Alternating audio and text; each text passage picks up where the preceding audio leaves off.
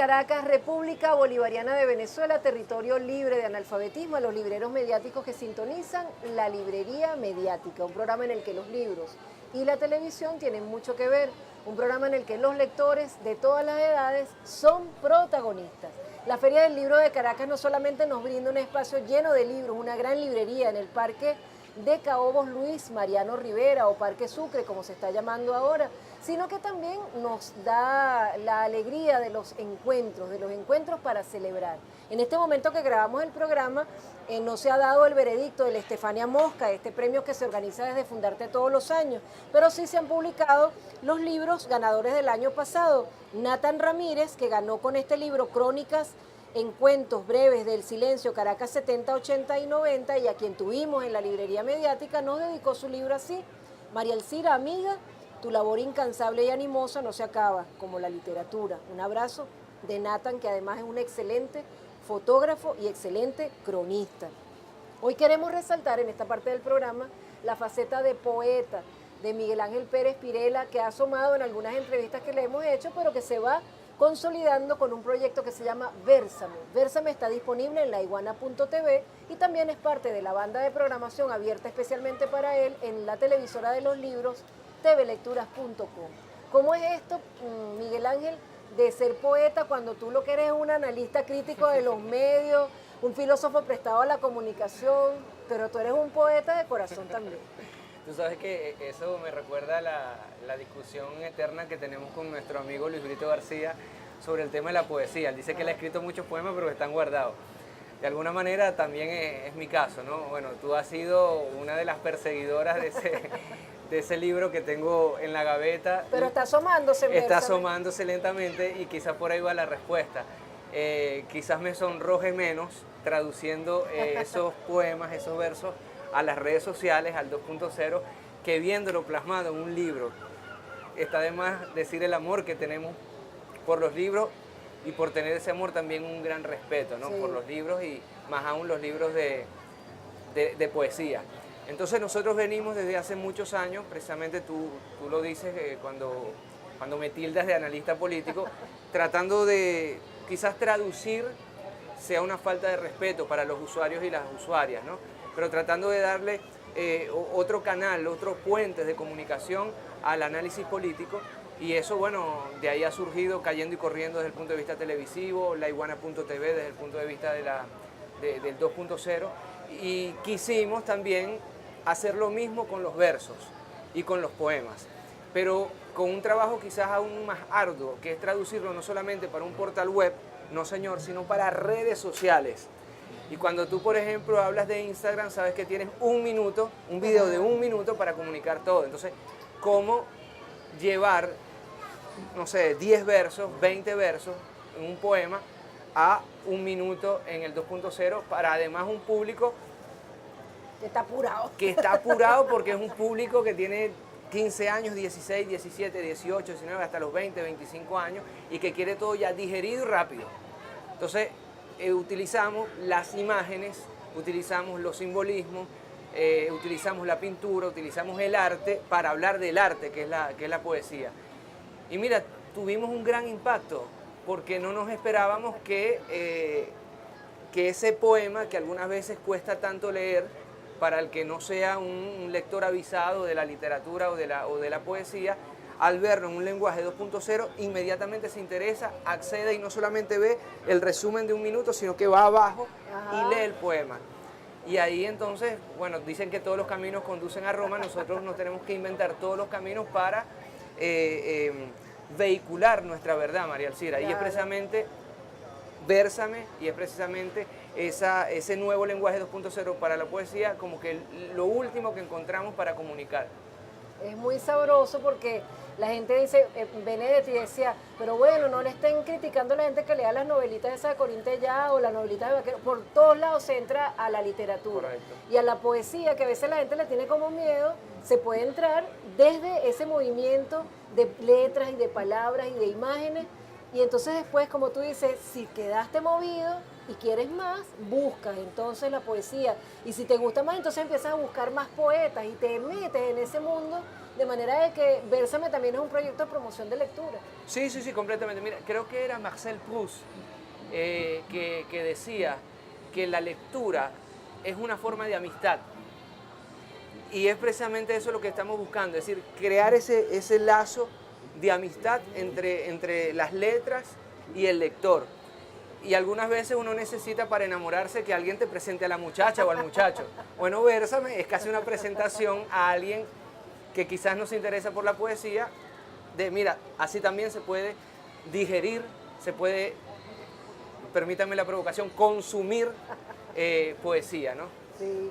Nosotros en este momento vamos a colocar uno que vamos a seleccionar para que las personas que están viendo este programa, si no habían ido a TV Lectura, si no habían ido a laiguana.tv, puedan disfrutar de ese Bérsame y darse cuenta de qué es de lo que está hablando Miguel Ángel Pérez Pirela. Lo hemos colocado en la librería mediática, pero en este momento queremos volver a colocarlos para explicarles con el ejemplo qué es lo que está haciendo Miguel Ángel Pérez Pirela. Pero antes de colocar eso con lo que vamos a terminar, Miguel Ángel, dinos cómo te sientes tú más cómodo, como lector de poesía, como hacedor de poesía, como analista de medios, como filósofo, como estudioso, como lector o como todas las anteriores. Mira, qué buena pregunta y qué difícil pregunta.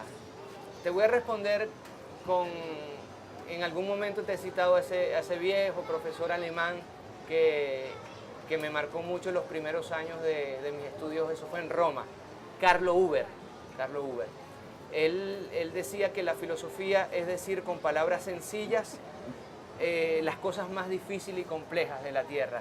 Esa fue una de las primeras clases que yo recibí de filosofía y me quedé impactado porque uno está acostumbrado, y yo en ese momento cuando comencé a estudiar filosofía en Roma tenía 17 años, un chamo, un muchacho, no es que ahora no lo seamos, pero me quedé impactado porque entendí algo fundamental, y es que cuando uno ve a una persona enrevesada al momento de hablar, buscando palabras difíciles, por no decir inútiles, con un hermetismo lingüístico, tú dices, algo esconde. Quien no tiene claras, como decía Cartesio, claras y distintas las ideas, empieza a enrevesarlas. En cambio, en la sencillez, por ejemplo, pienso a un amigo en común, Jorge Luis Borges, en la sencillez de la escritura, en la idea que termina con un punto y seguido, en esa sencillez yo creo que se encuentra también la verdad. Te hago todo este preámbulo para responderte. Quizás decir que me siento bien como filósofo sería faltarle respeto a Aristóteles, Platón, Sócrates, Schopenhauer, Wittgenstein, Jean-Paul Sartre, Simone de Beauvoir, etcétera, etcétera, etcétera. Pero quizás la filosofía que hace 2600 años era el amor por la sabiduría y era la madre de toda la ciencia, hoy en pleno siglo XXI también lo sea. Y quizás el filósofo o los aprendices de filósofo tengamos que ser de todo y conjugar todo para poder transmitir en este siglo XXI. Es decir, ¿a qué sirve pasar 11 años, como lo pasé yo estudiando filosofía, si después llego a encerrarme aquí en un centro de investigación o en una biblioteca, como tuve tantos años en Europa encerrado en biblioteca, y me quedo con ese conocimiento solamente para mí o para los alumnos o para los pocos seguidores? La revolución bolivariana, y además para mí es muy importante hablar del presidente Chávez hoy.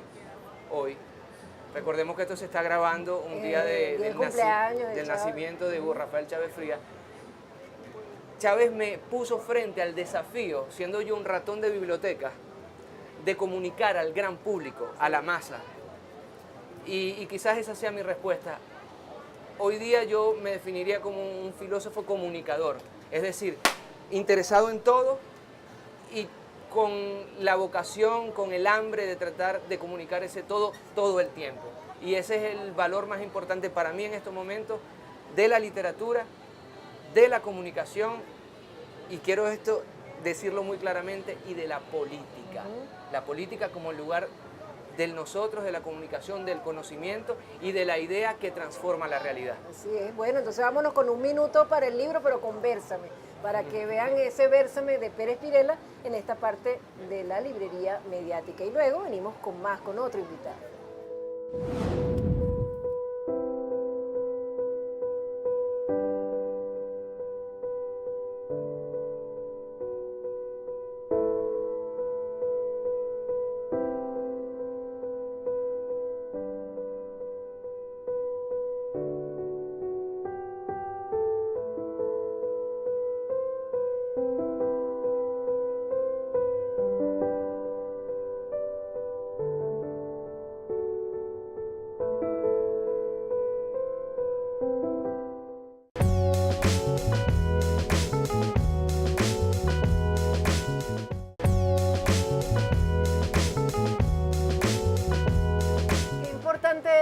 periodistas leer de todo, pero qué importante es para los periodistas, para los curiosos de la comunicación y para los estudiantes, nutrirse de las experiencias de otros.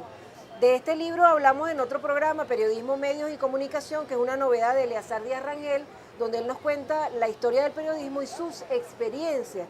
Y de este libro, con quien vamos a conversar, con Daniel Castellano, Periodismo Económico Audiovisual para Venezuela, nos nutrimos de la actualidad, nos nutrimos de lo que está pasando ahora, cuál es la novedad en este momento, qué debe hacer un periodista que cubre la fuente económica para nutrir esos programas de buenos videos, de buenas infografías. Es muy bueno porque tú haces como una especie de exposición de la situación actual, de cómo está el periodismo actual en general, y luego vas hacia lo económico en particular.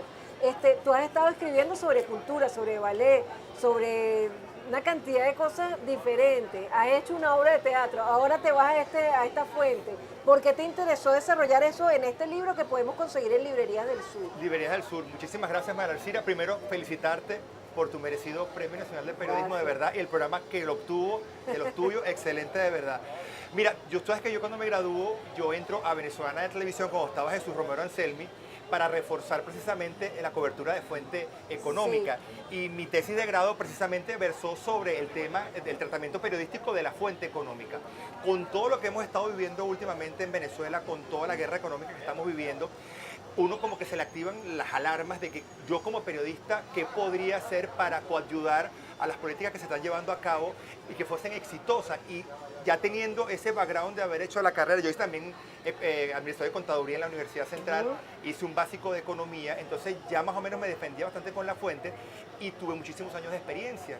Cuando ves cómo se está desenvolviendo el ámbito comunicacional para la cobertura del fenómeno económico y mucho más en un caso tan particular y tan coyuntural como el que estamos viviendo en Venezuela, tú dices, yo quisiera aportar algo desde el punto de vista conceptual, no solamente basado en la parte teórica, sino también en lo que fue tu experiencia en el accionar del día a día periodístico. Y surge esto, que como tú bien lo comentabas, vamos del análisis macro, de lo que es podríamos decir, una visión panorámica y diagnóstica de lo que está sucediendo hoy por hoy en el periodismo en Venezuela, y después se hace un análisis de caso muy particular basado en el paradigma de Harold Laswell en cuanto a lo que es el proceso de comunicación, emisor, receptor y por supuesto canal, código, medio, lenguaje, para poder adecuar el discurso diseminativo de la economía a un público muy particular que es el público venezolano y que aparte tiene una carga encima adicional que es la coyuntura que estamos viviendo hoy por hoy.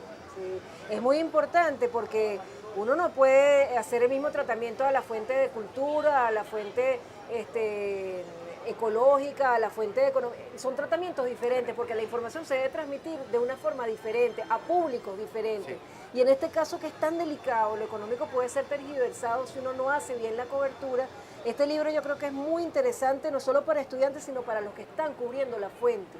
Por eso que te decía yo que me llamó tanto la atención, porque decía, oye, a veces nos ponemos a ver libros que no tienen que ver con nuestra realidad. Y este libro está pensado para Venezuela. Nosotros tenemos una realidad diferente a otros países y estamos viendo una coyuntura diferente. Entonces yo creo que es un libro referencial importante y aunque nosotros estamos dando el tubazo aquí y presentando el libro, prácticamente cuando está llegando a las librerías, yo creo que sería interesante en el ámbito académico hacer una presentación con estudiantes de comunicación social que estuvieran interesados en la fuente económica para ver qué necesidades tienen ellos y si este libro las cubre. Creo que sí. ¿Qué te parece? Tú sabes que cuando yo me planteo la posibilidad de hacer el libro, yo quise, y lo aclaro muy bien en la presentación del libro, no hacer un manual de estilo para redactar informaciones económicas, no, porque siempre lo he dicho, o sea, cuando a ti te dan un manual de estilo, tienes que colocar las mayúsculas así, las comas así, por supuesto que hay reglas y leyes, reglas pero me parece que lo que conviertes al periodista lo conviertes en un operario de una gran maquinaria de la información y pierde un poquito su parte individual, porque tú lo sabes muy bien, ya con el ejercicio, con el paso de los años, uno cumpliendo por supuesto las reglas de sintaxis, de ortografía, de estilo periodístico, tú le aportas al periodismo algo. Entonces no quiso hacer eso, no quise hacer un recetario de cocina, paso 1, paso 2, paso 3, sino hacer, por supuesto, una propuesta muy humilde desde el punto de vista personal de lo que yo considero serían los parámetros o los diferentes estamentos que se deberían cubrir precisamente para que no se pierda el esfuerzo comunicacional. ¿Qué pasa? Estamos partiendo de un estudio en el cual lo prioritario es el receptor. Normalmente se hace el análisis desde el punto de vista de quién te declara, y tú lo que haces simplemente es más o menos traducir eso a un lenguaje que sea comúnmente manejable por el público y mandas la información, pero se pierde mucha información. Te pongo un ejemplo, que lo vi recientemente en un canal de televisión nacional. Índices del Dow Jones. La bolsa de valores de Nueva York bajó 2 puntos, el petróleo Brent salió. Yo me pregunto, una señora que esté en Carapita, en Sabaneta de Barina, en el Alto Apure, amasando arepa y ve en televisión, me dice, se pierde. ¿Qué hago yo con esto? Al tú perder esa conexión con el televidente, el proceso comunicacional se aborta. Y precisamente son los errores que se están cometiendo. Otro ejemplo que te pongo, y muy reciente en Venezuela, que parte del proceso que estamos viviendo revolucionario en Venezuela fue producto de una mala comunicación, de una mala política económica, que fue el famoso paquetazo de Carlos Andrés Pérez en el año 89, que genera el Caracazo del 89 y que luego pues, nos lleva a lo que fue todo el proceso que encabezó el presidente Chávez en el año 92. Sí. Eran políticas de materia económica muy mal tomadas, porque eran calco de recetas del Fondo Monetario Internacional, del Banco Mundial, mal aplicadas con un impacto de shock dentro de la sociedad venezolana, pero aparte mal comunicadas. La gente no sabía qué estaba pasando, la gente se desesperó, no conseguía la comida tal, y la gente sale a la calle a saquear y a buscar las cosas básicas. Hubo quien se desvió y robó televisores y robó otras cosas, pero eso es parte de lo que se trata en este libro. De hecho, el ejemplo está citado, o sea, una política errada, mal comunicada, tiene efectos devastadores en una sociedad. Y lo hemos vivido, también lo comento en el libro, no solamente en Venezuela, todo eso ha pasado con la Argentina de Menem, con todo lo que fue el proceso de los corralitos, de todo lo que fue esa debacle económica, de políticas también de shock implementadas al Fondo Monetario Internacional sin siquiera interpretar al pueblo al cual se le iban a implementar, y mucho menos sabiéndoselas comunicar. Es parte de lo que se trata aquí, y tú bien lo comentas. Importantísimo es que las jóvenes generaciones que se están incorporando al periodismo tengan noción de a qué están llamados. Dentro de la función informativa, recreativa y educativa, nosotros como periodistas tenemos un énfasis no solamente en informar, sino en educar, porque tenemos un papel, una responsabilidad social, no solamente en cuanto a decirte lo que está pasando, sino al saber a quién le estoy hablando, saber qué te va a hacer falta, y como responsable de lo que es el proceso comunicacional, saber qué información darte, qué información te puede servir. Es importantísimo lo que es el análisis macroeconómico dentro de lo que es el análisis macro y microeconómico, lo que es la economía cotidiana. Nos está haciendo muchísima falta información en cuanto a control de precios, control de calidad, en cuanto a activar al pueblo en todo lo que es la supervisión de que se cumpla toda la línea de distribución de alimentos, por ejemplo, que se cumplan las bandas de precio, que se cumplan los abastecimientos, denunciar al acaparador. Hay esfuerzos, por supuesto, pero creo que se tiene que ahondar mucho más en la cotidianidad, lo que se llama economía del día a día, para que el venezolano esté dotado de herramientas para defender las políticas que se están haciendo a nivel macro. A veces se diluyen, se pierden porque la gente no está informada de qué reclamar y a dónde acudir a la hora de levantar una queja. Bueno, entonces, Periodismo Económico Audiovisual para Venezuela. Es una edición de autor de Daniel Castellano, que se ha hecho en la Fundación Imprenta de la Cultura. Vamos a buscarlo en las librerías del sur, vamos a leerlo y vamos a debatir sobre este libro. Seguramente Daniel va a estar haciendo una gira de presentaciones del libro y estaremos nosotros pendientes de anunciarlo por la librería mediática. Gracias como siempre, de verdad muy agradecido por esta oportunidad y de que nos deje a nosotros el chance de poder llevar estas ideas al pueblo, de llevarlas, al comunicarlas, estamos sometiendo al debate, y de verdad muy agradecido como siempre. Agradecido a ustedes. Ya venimos con más de la librería mediática, grabando hoy el día del cumpleaños de Chávez en la Feria del Libro de Caracas.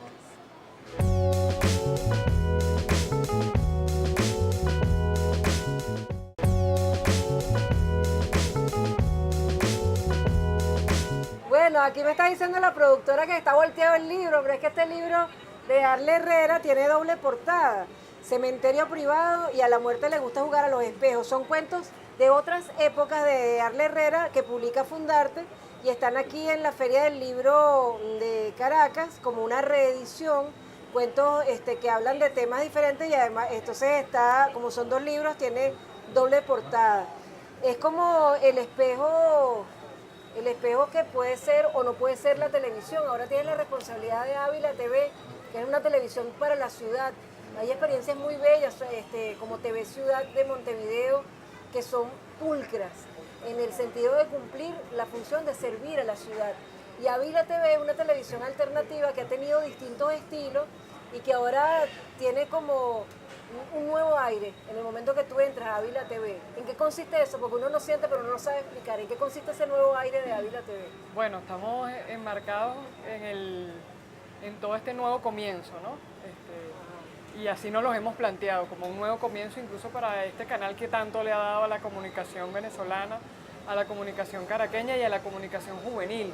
También es un canal para la ciudad, pero también es un canal para los jóvenes, es un canal para la expresión popular, es un canal para la expresión comunitaria, comunal, de la organización sobre todo, ¿no? Y bueno, se trata de lo que siempre nos dijo Chávez, de reimpulsar, de evaluar, de ver en qué estatus podemos y desde qué espacios podemos darle un reimpulso a un espacio que creo yo ha sido una escuela. Al final Ávila TV ha sido una escuela para muchos de nosotros, mucha gente que con orgullo podemos decir que está en otros países trabajando en el área audiovisual, que aprendió a hacer televisión en la EMPA, que es la escuela de medios y producción audiovisual, y que justamente es ahorita lo que queremos reimpulsar, ¿no? Estamos revisando el pensum de la EMPA. La EMPA es una escuela que es totalmente gratuita, donde la gente sale aprendiendo, sale ya dirigiendo, produciendo, sabe manejar una cámara, operar un equipo de audio, y eso nos hace sentir muy orgullosos, ¿no? Es un canal muy pequeño, pero al final creo que es un canal que más que desde el punto de vista de la calidad, de la cantidad, tiene mucha calidad. Sí, tiene mucha calidad y mucha variedad, es un canal distinto.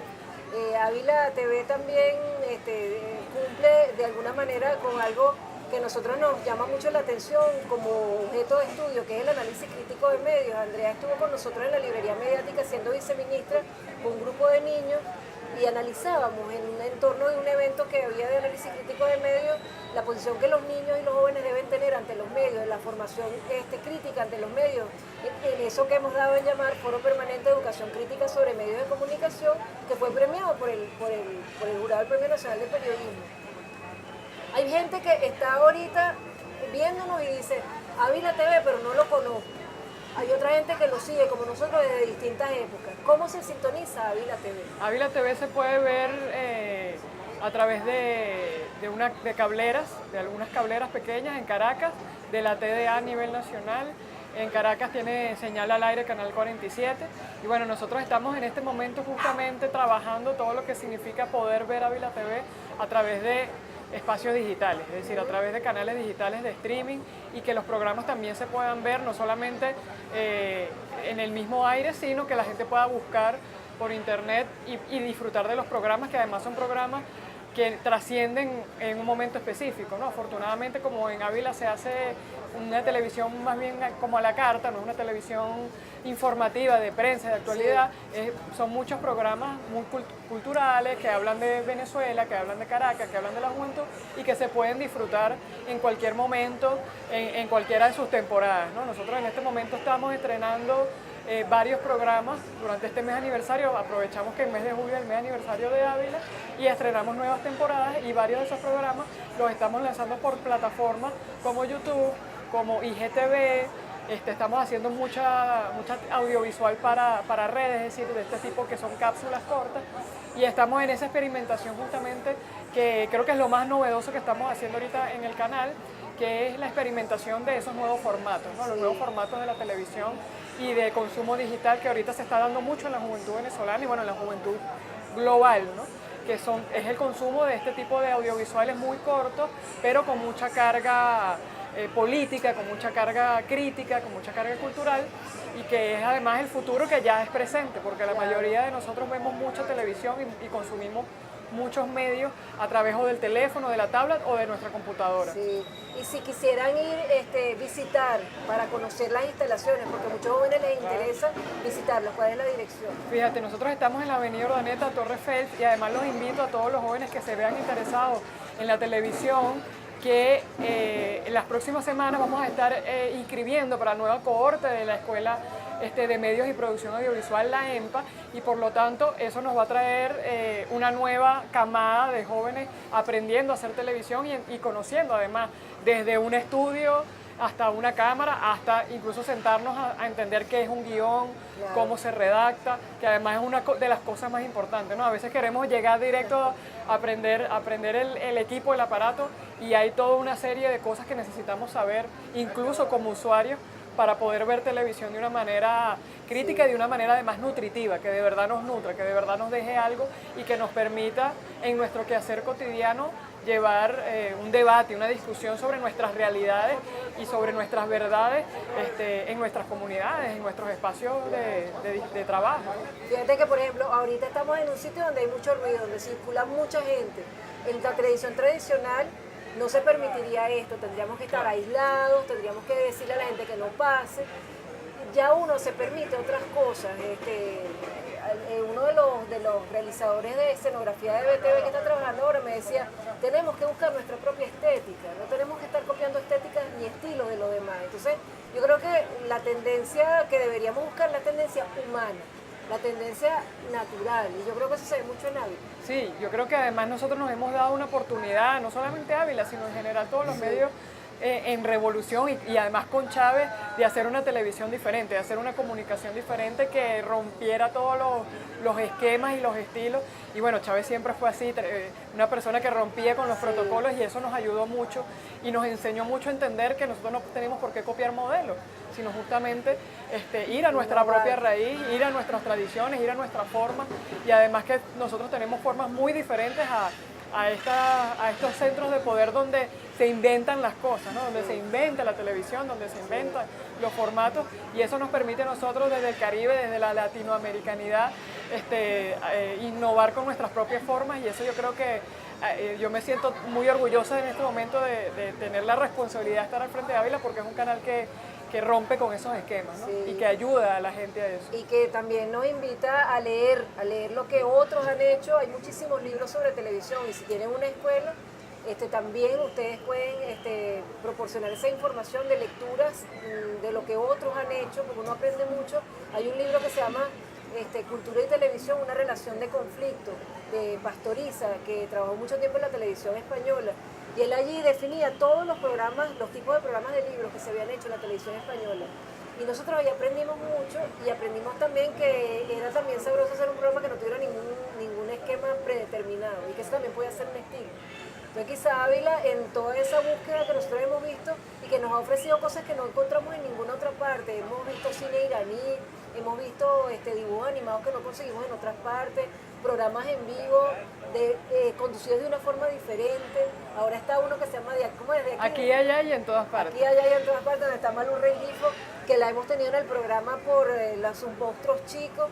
Entonces ya también redescubriéndose todos y aprendiendo Cada quien, todos, así ¿no? es. Sí, además que yo creo que un poco es eso, ¿no? Ese trabajo que se ha hecho de vernos como un sistema más allá de las particularidades, y que no hay por qué ver una diferenciación entre alguien que hace periodismo impreso, alguien que hace televisión, alguien que hace radio. Es decir, tenemos esa cultura del comunicador integral, Sí. ¿no? Que es capaz de decir y de reflejar esa realidad nuestra en cualquier espacio que sea necesario. Y bueno, esa experiencia que estamos teniendo ahorita, porque ese es un programa que lanzamos hace apenas 3 semanas, y el equipo está aprendiendo mucho, porque teníamos mucho tiempo en el canal que no hacíamos un programa en vivo, matutino, y de ese estilo un poco de actualidad, y de verdad que ha sido una experiencia muy bonita para todo el equipo. Yo le mando un saludo a todo el equipo que está haciendo ahorita aquí, allá y en todas partes, porque además hay un espíritu de trabajo bastante bonito, y que se va a ver en el tiempo como en muy poco tiempo ya los muchachos han crecido muchísimo. Sí. Y así esa es la idea, crecer haciendo. Sí, aprender todo de todos. En la próxima parte del programa va a acompañarnos Aracelis García, que nos va a hablar de algo que uno no relaciona siempre, sino que ve el Centro Nacional Autónomo de Cinematografía como que produce solamente cuestiones relacionadas con el cine. No, también producen libros. De eso nos va a hablar ella en la próxima parte del programa. Gracias por habernos acompañado. Gracias.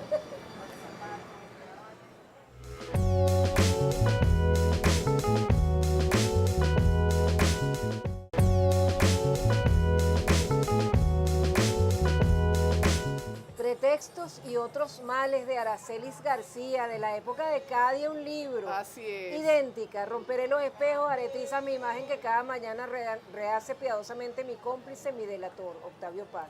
Este es el epígrafe a un poema de Araceli. La soledad soy yo, hablándome en el espejo, duplicando la imagen de mi rostro, sintiéndome parte de una conversación, donde la otra dice lo mismo que yo, se ríe como yo, hace muecas como yo, se cepilla los dientes como yo, tiene lluvia en los ojos como yo. La soledad son los amigos que aparecen de la nada y me hacen creer que existen. Es el televisor encendido con sus rayitas de canal cerrado. Pero aquí no estamos en soledad, estamos en compañía, estamos en celebración de los libros del Centro Nacional Autónomo de Cinematografía. Araceli. Así es, un fondo editorial, María Elcira, que nace en el año 2009 y que ha producido 34 títulos hasta ahora. Un fondo editorial que además tiene detrás de sí a un maravilloso poeta como es Edmundo Aray, quien es el corrector, es el revisor, es el que está pendiente de esos contenidos. Bueno, los que conocen al poeta Aray saben que hay todas las palabras que están dichas acá, aunque técnicamente desde el punto de vista cinematográfico tienen una poesía implícita en ellas, ¿no? Porque el cine también es poético, ¿no? El séptimo arte tiene en sí mucho de poesía. Fíjate, nosotros pudiésemos presentarte estos 34 títulos el día de hoy, el cine documental, una ficción donde este maravilloso escritor Joaquín Cortés, bueno, nos narra las diferencias del cine de ficción y el cine documental y termina diciéndonos que el cine documental en todo caso es la posibilidad de creación acerca de un hecho de la realidad.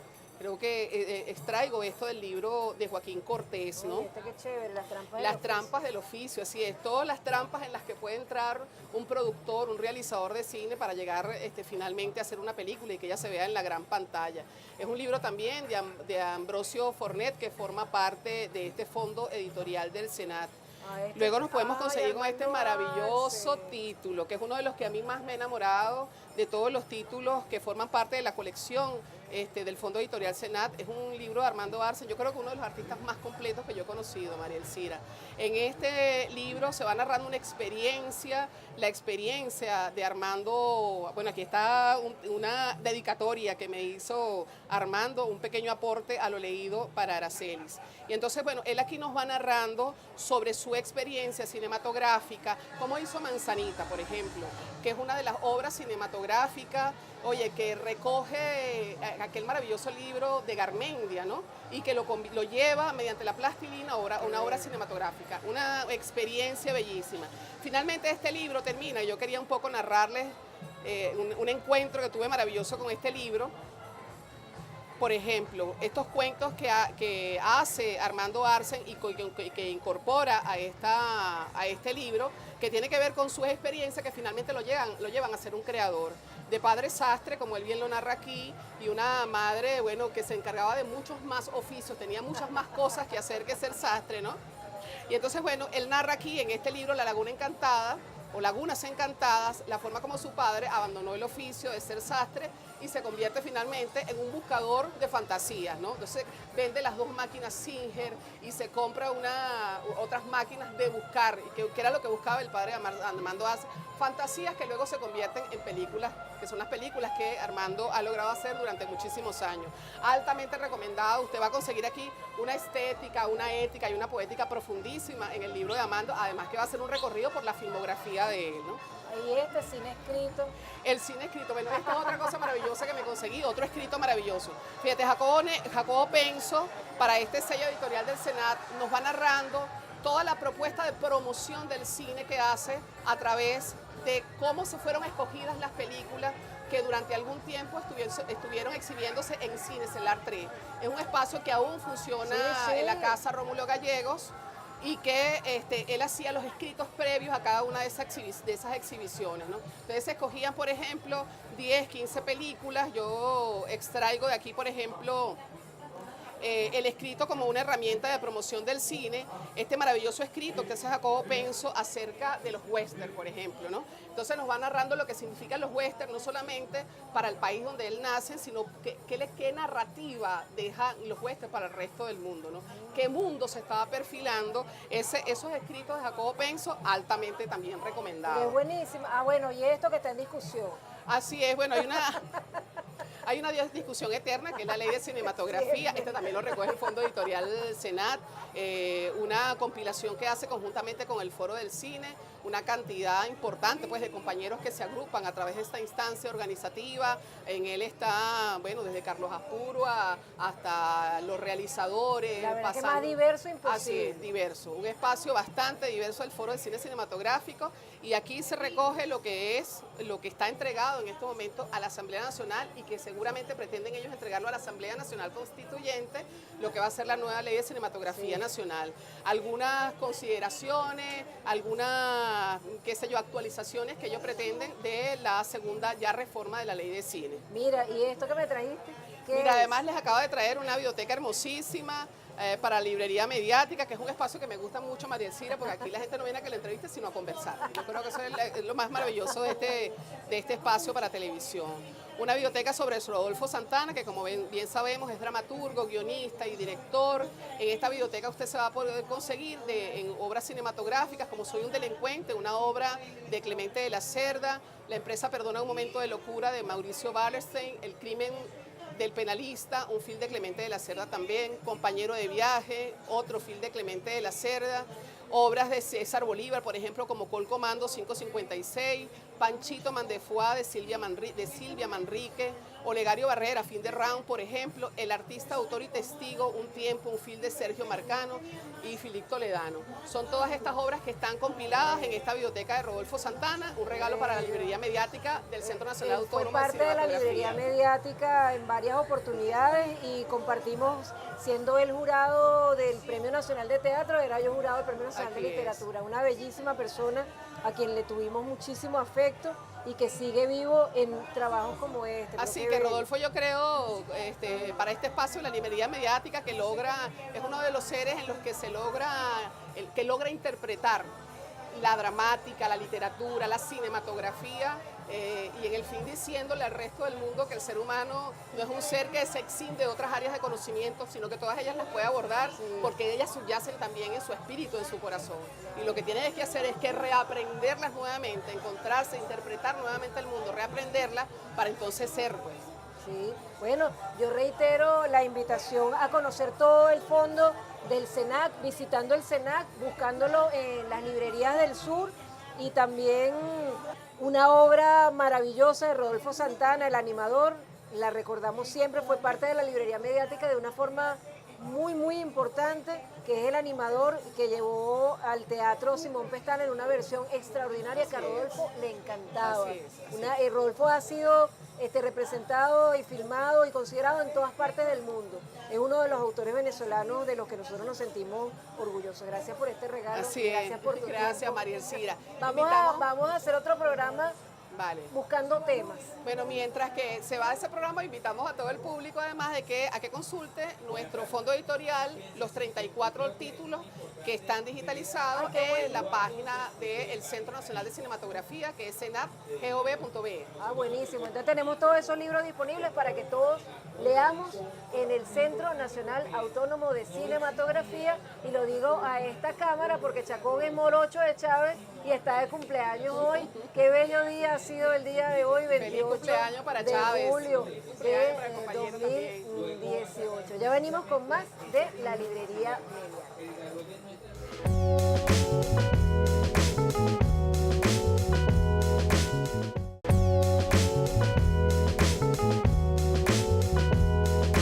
Es asir los libros.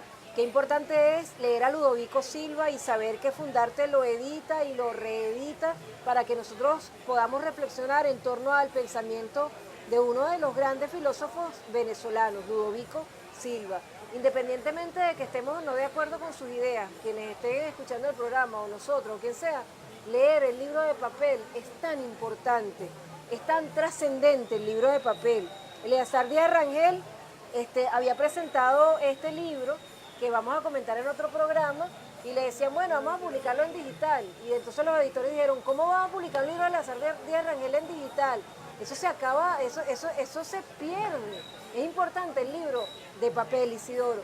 Nosotros hemos ido recogiendo el trabajo de la librería mediática en el primer libro, que iba de 2005 a 2012, luego hicimos un libro de 2000 2010 a 2017 y ahora estamos trabajando en un libro que va de 2014 a 2021, recogiendo y coleccionando todas esas experiencias de la librería mediática. El primero lo hicimos en papel, el segundo en digital, el tercero va en digital. ¿Por qué crees tú que es tan importante que los libros lleguen a ser en papel? Tú dijiste una vez que los libros no nacían hasta que no estaban convertidos en papel. Si el libro no está impreso en papel, no nacía. Pero yo te diría, María Alcida, en relación con el tema de los libros digital y los libros en papel, y por qué la importancia del libro en papel, que no se limita solo en el gusto del lector, en esa cosa tan misteriosa, tan mágica, tan hermosa, que significa que tú agarres un libro, lo sopeses, veas los colores que tiene sus tapas y contratapas, el papel, qué papel, el qué tipo de papel es. etcétera. Eso es una cosa muy importante. Pero hay otra cosa tan importante como esa, y es que el libro de papel es el que permite que existan las librerías y las bibliotecas tal como las conocemos. ¿Y por qué es importante que existan las librerías y por qué relación hay entre el libro de papel y las librerías? Lo primero es lo siguiente, en mi opinión, una ciudad sin librerías es una ciudad fantasma, es una ciudad incompleta. Tiene que haber muchísimas librerías, de la misma manera que tiene que haber muchas salas de lectura de las bibliotecas y demás. Y la única manera de que eso pueda existir, tiene que antes, previamente, existir el libro de papel. Y el libro de papel, universalmente, está considerado como la única forma de que las librerías se mantengan abiertas. En cada uno de los países que nosotros conocemos, tanto de Europa como de Norteamérica, todas las librerías que sobreviven a las diversas circunstancias económicas de cada país, todas sobreviven gracias al libro de papel. Y no solo al libro de papel impreso, editado, escrito, producido en cada uno de los países, sino en todos los países del mundo, porque sencillamente la producción editorial está basada, entre otras cosas, en la transculturalización positiva que se tiene a través de los lectores de grandes autores del país y de hoy. Por eso es que el libro de papel no solo es importante para el placer, sin ninguna duda, es un hermoso placer el agarrar el libro de papel en las manos, etc. Es como tomar por primera vez las manos de tu amada, que no es la primera vez. Entonces, eso es sensación, ese placer, eso tenés el libro de papel. A eso se agrega lo que acabo de decir. Ningún país que se respete, ninguna cultura que se respete puede permitir que no existan librerías, o que las librerías que existían empiecen a cerrarse o a cambiar de ramo, o simplemente en lugar de ser librería, sea simplemente papelería, que tiene otra función no despreciable, pero sin ninguna duda el libro de papel, las librerías son esenciales. Por eso, aquí en Venezuela tenemos que defender la existencia de las librerías. Y defendiendo la existencia de las librerías defendemos el libro de papel. Y defendiendo el libro de papel defendemos lo que muchas veces hablamos de la bibliodiversidad. Bibliodiversidad, porque las librerías no solo se nutren con la producción nacional, las librerías se nutren con la producción internacional, se nutren de lo que otros países producen y traen al país. Y para eso hay que mover la maquinaria financiera del país, la asignación de divisas del sector libro, público y privado, para que todos, cada distribuidor vaya buscando en las distintas casas editoriales qué se le ocurre que puede interesar al país e ingrese al país, vaya a las librerías y nutra esa bibliodiversidad de la que tanto hemos hablado y la que tanto hemos defendido.